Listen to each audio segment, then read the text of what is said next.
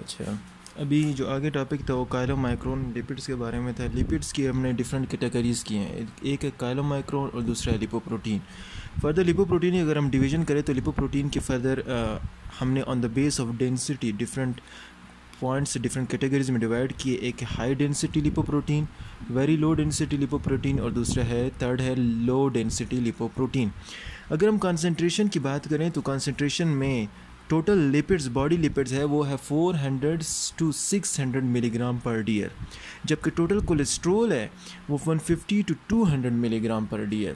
ये कंसंट्रेशन है जो कि हमारी बॉडी में मौजूद है। 400 से 600 मिलीग्राम पर डीएल ये लिपिड्स है और 150 to 200 मिलीग्राम पर डीएल टोटल कोलेस्ट्रोल है।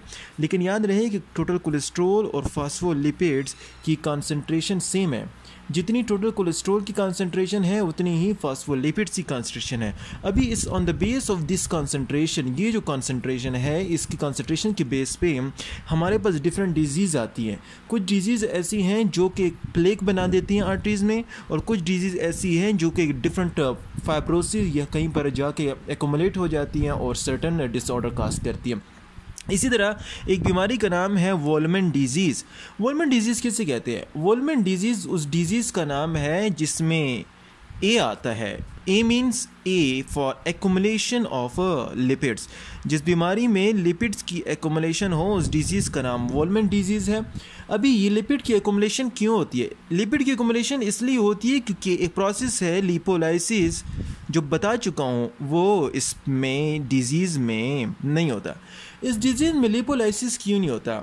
इस डिजीज़ में लिपोलाइसिस इसलिए नहीं होता क्योंकि इस डिजीज़ में there is a deficiency of acid lipase.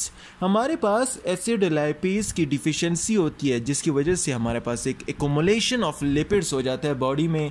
इस डिजीज़ का नाम वोल्मन डिजीज़ है। ये अक्सर याद रहे कि ये छोटे बच्चों में, जितने भी चिल्ड्रंस हैं, छोटे बच्चे जितने भी हैं, इनमें डिजीज़ बहुत ज़्यादा होती है, तो इसमें छोटे बच्चों में इसका डेथ रेट भी ज़्यादा है। तो हम यहाँ पर लिपिड्स की कैटेगरीज की डिवीज़न के बारे में पढ़ चुके हैं हम। इसकी कंसंट्रेशन क्या है? इसकी कंसंट्रेशन जब बढ़ जाती है तब डिजीज़ काज करती है, लाइक वोल्मन डिजीज़, जिसमें एक्यूमुलेशन ऑफ लिपिड्स हो जाता है और डिफिशिएंसी ऑफ एसिड लाइपेज हो जाता है। अगर हम आगे चलें तो हमने बताया है कि हमारे पास ग्लाइसरॉल बनता है लिपोलाइसिस से, लेकिन ये ग्लाइसरॉल, इस ग्लाइसरॉल की फास्फोराइलेशन कहाँ पर नहीं होती? इस ग्लाइसरॉल की फास्फोराइलेशन एडिपोज टिश्यू में नहीं होती।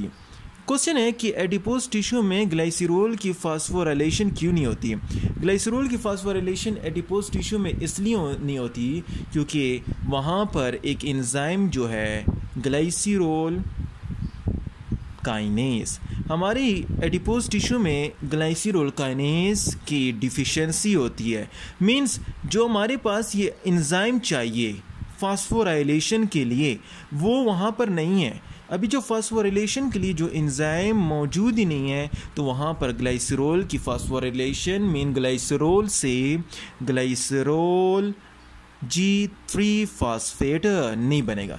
ग्लाइसरॉल से ग्लाइसरॉल 3 फास्फेट क्यों नहीं बनता? क्योंकि वहाँ पर ग्लाइसरॉल काइनेज नहीं होता। तो अभी मैं बता चुका हूँ कि लिपोलाइसिस से फैटी एसिड और ग्लाइसरॉल बना। फैटी एसिड और ग्लाइसरॉल जो एडिपोज टिश्यू में लिपोलाइसिस हो चुकी है, अब ये ग्लाइसरॉल जाएगा कहाँ को? It will go to the liver. Liver में क्या होगा? लीवर में हमारे पास ये एंजाइम मौजूद है। अभी ये एंजाइम लीवर में जब मौजूद हैं तो ये लीवर में ये एंजाइम ग्लाइसरॉल को कन्वर्ट कर देगा। Glycerol will be converted into glycerol 3 phosphate. Glycerol 3 phosphate further एक एंजाइम की मदद से, उस एंजाइम का नाम है glycerol 3 phosphate dehydrogenase. Glycerol 3 phosphate dehydrogenase की मदद से, डीहाइड्रोजिनेज की मदद से, ग्लाइसरॉल 3 फास्फेट डीहाइड्रोजिनेज की मदद से, जिसमें क्या होता है? NAD कन्वर्ट हो जाता है NADH में। तो ग्लाइसरॉल 3 फास्फेट डीहाइड्रोजिनेज की मदद से ये कन्वर्ट हो जाएगा डाईहाइड्रोक्सी एसीटोन फास्फेट।